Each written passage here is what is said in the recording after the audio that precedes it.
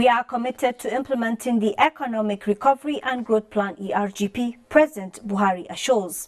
Now, average bus transport fares within cities decreased by 0.39%. As we bring to you market review of prices of food items for the last 3 years. Here is wishing you a pleasant Boxing Day from the entire Business Express crew. My name is Amina Nujain. Welcome to the program.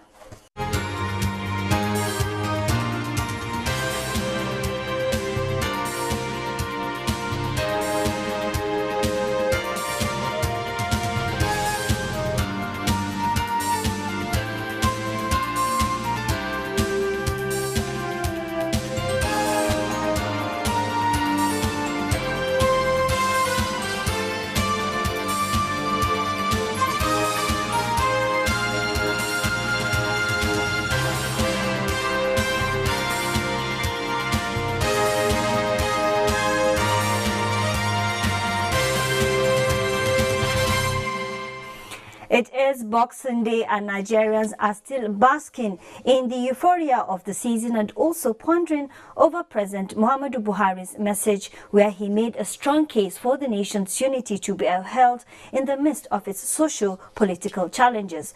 Business Express is dwelling on the aspect of the speech that touches on the economy.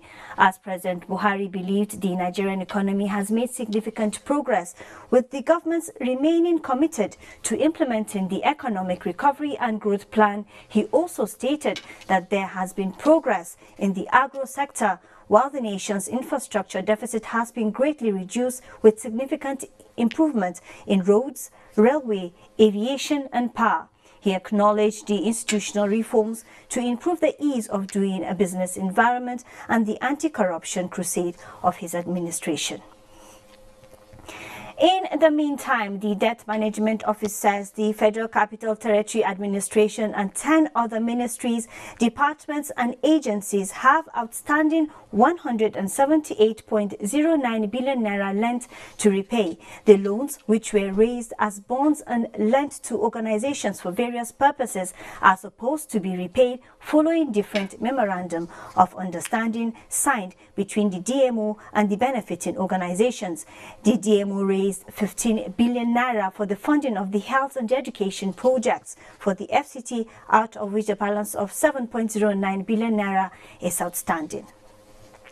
Now, the average fare paid by commuters for the bus journey within the cities decreased by 0.39% month-on-month and increased by 39.27% year-on-year to 192.42 naira in November of 2018 from 193.21 naira in October of 2018. Data from the National Bureau of Statistics show that states with the highest bus journey fares within the city were Abuja, Cross Rivers and Kebbi, while states with the lowest bus journey fare within the city were Rivers, Anambra and Bauchi. Average fare paid by commuters for intercity bus journeys decreased by 1.54 month-on-month and increased by 18.95% year-on-year to 1,719 naira in November of 2018 from 1,818 naira 12 kobo in October of 2018. States with highest interbus journey fares were Abuja FCT, Plateau and Borno, while states with lowest bus journeys fare within city were Enugu, Edo and Abia. In a related development, the mobile number portability activity carried out by telecommunication operators in the country have declined by 53% in the past 2 years. The industry recorded a total of 14,491 incoming and outgoing porting activities in November this year. This is compared to the 31,077 in November of 2016. Mobile number portability was introduced by the NCC in 2013 to encourage competition and ensure that consumers continue to enjoy quality service on all mobile networks. However, in the past 1 month analysis of the data from the NCC indicated that from October to November 2018, porting activities increased by 13%. In October 2018, the telecommunications industry witnessed a 12,840 incoming and outgoing porting activities. The federal government's quest to improve and develop infrastructure for socio-economic development of the country is yielding more results with the completion of the Shagamu-Ore Road in Ogun State. Joel Pupuala has more. The present administration, since inception, has placed premium importance on road construction in view of its significance to economic development. The Shagamu-Ore Expressway is one of the federal highways that has been reconstructed for each free vehicular movement. Shagamu-Ore Expressway is one of the busiest federal highways in the country. The road, which is the major road that connects Ogun State to other neighboring states in the southwest and beyond, was hitherto a nightmare for motorists. The narrative has now changed, with reconstruction now completed by the contractor from Ogbere Junction to J4. With the road now brand new, travelers are now enjoying a hitch-free journey, unlike previous years when the road was a death trap. Accident-prone areas at Itele, J4 and Ogbere Bridge, which accounted for most accidents in the past, have been totally overhauled, courtesy of the federal government's initiative. Some of the motorists and commuters commended the federal government for the transformation of Shagamu-Ore Road. I thank the government, they have done well. 80% I gave them, unlike last year. No, the road is good. No affect any vehicle. I think it's quite better. I mean, compared to about 3-4 years back. Our federal government is trying about the road. No problem for the road, no problem again. Without Bahabuari. This road now is fine. Our government, they try for this federal road. The road has now been widened to eradicate gridlock, while drainage was also constructed to ensure it stands the test of time. The travel time has drastically reduced as motorists enjoy a jolly good ride, but officials of the Federal Road Safety Corps are on ground to check the excesses of motorists. Like Oliver Twist, motorists and commuters want more from the federal government in the area of road transportation. With this development, the federal government has revived commercial activities around this route. Ni Akin Siju, an economist and financial analyst, he joins us to discuss the Nigerian economy in the outgoing year and the way forward in 2019. Welcome to the program. Thank you so much. Right, today on the program we are reviewing 2018. Right. And let's start this way. The CBN maintained the monetary policy rates at 14% in 2018. Do you see this making a positive impact, at least with the intended purpose? Yeah, I think the first thing is to understand the purpose of monetary policy rates. It serves principally two reasons plus others, but principally two objectives. The first objective is to control costs in the system, and that cost translates to inflation rates, is to control inflation rates, and also to control the cost of credit, because the monetary policy rate is the benchmark that determines the cost of credit to the public sector and to the private sector. Now, to the extent of the objective of maintaining and sustaining the MPR at 14% over the last so many months, I think a visible goal or a visible achievement of the rates has been the reduction in the inflationary rates. No, the MPR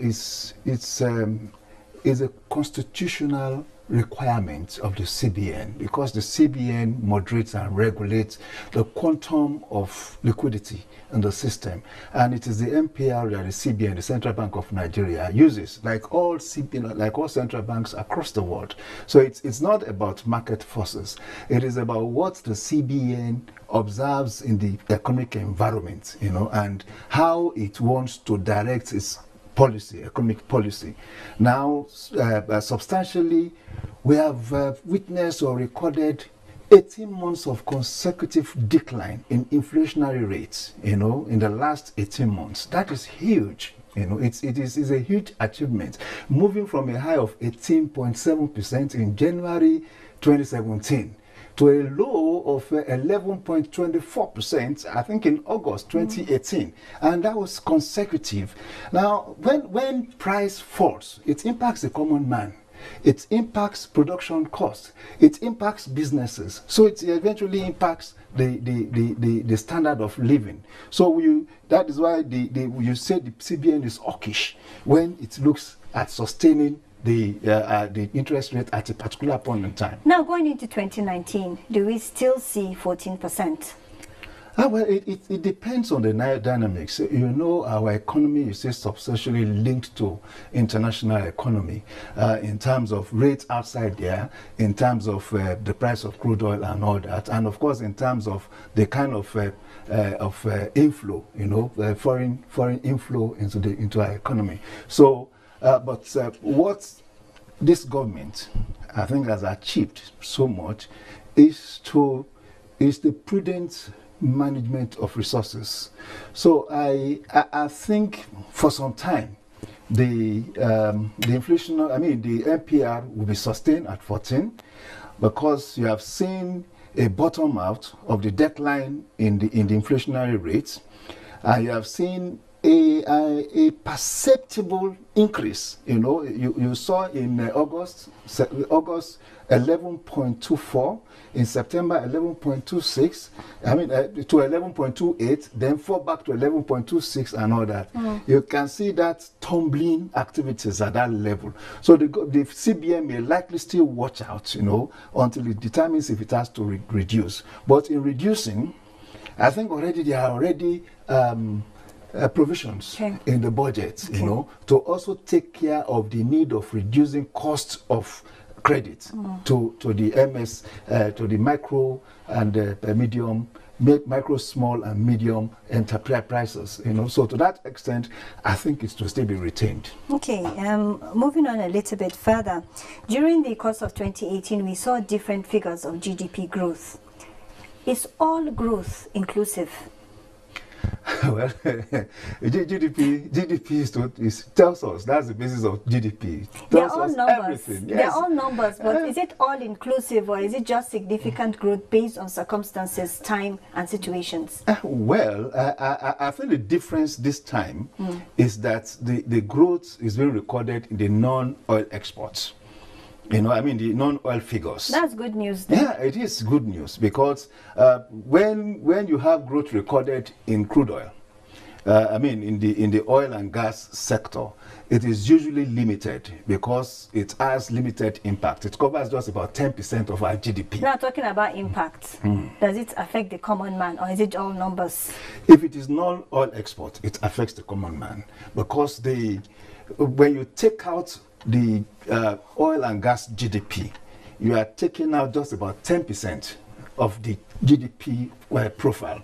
But when you include agriculture, when you include manufacturing, when you include trade and trade and services and all that, you are talking of close to 80–90%, inclusive of ICT and all that. So any movement upward in those sectors impacts the Nigerian common persons. Now, talking about the Nigerian, the current administration seems to be pushing towards the private sector driven improving the Nigerian economy. Previously, it was more of public sector. Where do you see this going in 2019? It's a good one. The government is not supposed to be the facilitator of all things, you know. Most successful economies across the world are driven by the private sector, and I think this should be achievable. Already we have what we call the Infrastructure Regulatory Commission, you know, around here too, which facilitates an interface with the private sector, between the public sector and the private sector. We are yet to have a strong, what you call an impactful outcome from this, but we look forward to it. We have seen MM2. That is a typical example, model of a PPP, you know, in the aviation sector. We are also going to see in the numbers of ports that are being put together now, you know, such. Now, you're talking about aviation. That's just one sector. So if you're going to see private participation in the economy, which other sectors do you see it being more pronounced? It has to be especially in the areas of infrastructure, roads, especially ports, construction, especially, what do you call it now, refineries, you know. Already the templates on which the 4 federal government-owned refineries are to be rehabilitated, it's principally private, public sector driven. You know, so this would also allow opportunity for federal government to free its resources to serve other purposes, since private sectors will be bringing in their money, you know, to realize the provision of this infrastructure, as it were. Okay, so it's right to assume that government has no business in business. Government has no business in business, but government have business in social provision of social facilities, and sometimes this provision of social facilities can also, you know, revolve around business too. You know, so to that extent, government cannot just surrender, hands off. You know, it's responsibility to the people. In the area, we can see what government is doing in the area of power provision of electricity power. If the government hands off and throws it to market forces, you have bedlam. It will impact negatively, because costs and tariff and all that will impact negatively on the Nigerian people. So government had to act as an intervening force. You know, in the area of petroleum provision, if you are going to allow market forces to determine the cost of PMS in Nigeria today, we'll be buying at least 220 naira. You know, so government also has to intervene at that level, and that is what some people are calling subsidy. But some of us are saying no, it's not subsidy. It is price under recovery, because it is now a government institution that is responsible to the federal government, the executive arm, and the parliament. You know, that is now moderating this subsidy, as it were. Okay. Now, recently, the federal government says it's not interested in increasing tax, but it is interested in increasing collection of tax. So, moving forward to 2019, do we see numbers going up? Yeah, hopefully. We have, as an ardent follower of fiscal activities, I have seen impressive improvement in collection already. We have moved from a base, you know, to be able to cover 6 million more taxpayers, you know, and that is huge. Through the voluntary asset and income declaration, you know, scheme, more people came, you know, and voluntarily declared their responsibility, their tax responsibilities. I think the whole idea is to be able to facilitate an enlarged coverage of taxpayers without increasing tax, as it were.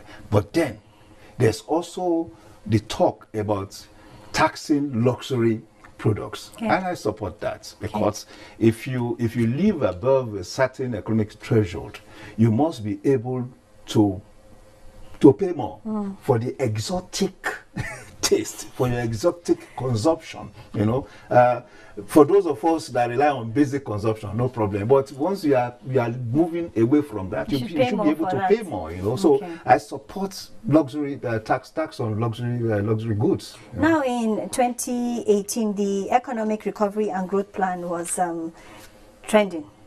How would you assess the journey so far, as the ERGP is concerned? Well, so far so good, and that's the reality. The 2016 budget, 2017 budget, 2018 budget, and to a large extent the 2019 budget have roots in the ERGP, the Economic Recovery and Growth Plan, and that is how economies should be planned. It should have a master. The ERGP is a master plan from which every 12-month cycle the government plans what it what it intends to do within those months. So the ERGP has become the bulwark, you know, of economic activities and growth, as it were. It has targets you know. And in fact, I can say that the ARGP had a target of 12.4, I'm not too sure, 12.4 inflationary rates in 2018. But because of good implementation, as it were, you have a lower figure at 11.26, you know. So it tells you the ARGP is working. It's targeting 3.26 or 3.46 for 2019 GDP, and already the 2019 GDP is set at 3.01. We are likely to do more than 2% GDP in 2018. So the guidance of the ARGP is commendable, because it has also allowed, it has allowed systemic targeting in the agricultural sector. And of course, everybody give it to this government. There is huge achievement in the agricultural sector. That means there's a lot to look for in 2019. I am very, very optimistic. Okay. Despite the challenges that we foresee now in the area of income, in the area of earnings, with the fall, the sudden fall in crude oil prices and all that. I always insisted that it's crude oil that will still lift us, you know, onto the higher ground. So when prices start falling, we'll have a headache, but we trust that we'll do more even with less. Okay. Ni Akinsiju, an economist and financial analyst, thank you for joining us on the program today. My pleasure, always. Thanks so much. Inflation figures in the country went up slightly in November 2018 after declining for more than 11 consecutive times. Today, we bring to you a market review of prices of food items for the past 3 years. Ruth Agwele has this one. Usually at this time, you get to see people come into the market to do a lot of shopping. But what is peculiar at this time is the change in prices. Now, some will tell you prices have increased, which is a norm we've always heard over the years. I'd like to refresh your memory. Let's take you 3 years back, 2 years back, and a year ago. Here is a breakdown of market survey conducted on food items in 2015 during UTELD. A basket of tomatoes was sold at 7,000 naira, which was formerly 3,000 naira. A basket of onions sold at 12,500 naira to 11,000 naira. A bag of rice sold between 9,400 naira and 9,600 naira, as against the commodity's initial price of 6,300 naira and 7,000 naira respectively. Live chicken was sold between 1,500 naira, 2,500 naira and 4,500 naira, depending on the size. In 2016, survey reveals a bag of rice was sold between 18,000 naira to 23,000 naira. Live chicken sold between 2,500 naira, 5,000 naira and 6,000 naira respectively. A basket of tomatoes was sold between 4,500 naira and 7,000 naira. A basket of onions was pegged at 16,000 naira and 18,000 naira. In 2017, 50 kg bag of local rice sold between 10,000 naira and 12,000 naira. 25 kg bag of rice sold between 5,000 naira and 6,500 naira, as against 7,000 naira to 9,000 naira before Christmas. A basket of tomatoes was sold between 6,000 naira and 8,000 naira. In 2018, survey reveals a basket of tomatoes which was formerly sold at 5,000 naira to 6,000 naira is now being sold at 8,000 naira and 10,000 naira respectively. A basket of onions now sells at 1,500 naira as against 800 naira. Live chicken now sells at 1,400 naira, which was formerly 1,200 naira. A bag of local rice now sells at 17,500 naira. The instability in prices of food items has been a constant tradition during UTELD. What is responsible for this? It's a question of capacity. As a nation, we need to begin to build what I call an entrepreneurial nation. It is smarter to do a budget. You don't have total control over what will happen in the country. So work with what you have. Since the festive season is a period for traders to make more gains, consumers are advised to make plans ahead of every UTELD. Now, growth is seen accelerating moderately next year, especially with a proposed budget of 8.83 trillion naira. We'll put our eyes on the output on the economy as things unfold. Thank you, Ruth. And on that note, we take a break to see how some major commodities are trading.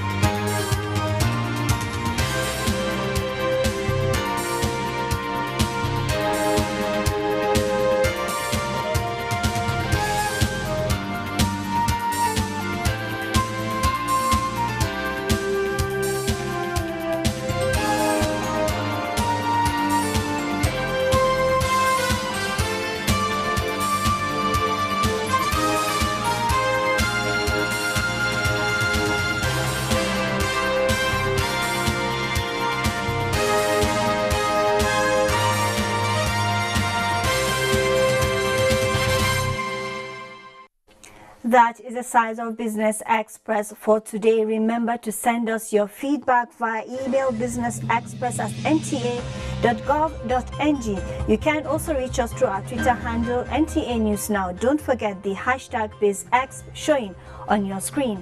Until we come your way again, I am Amina Nujain. Enjoy the best of the season. Merry Christmas.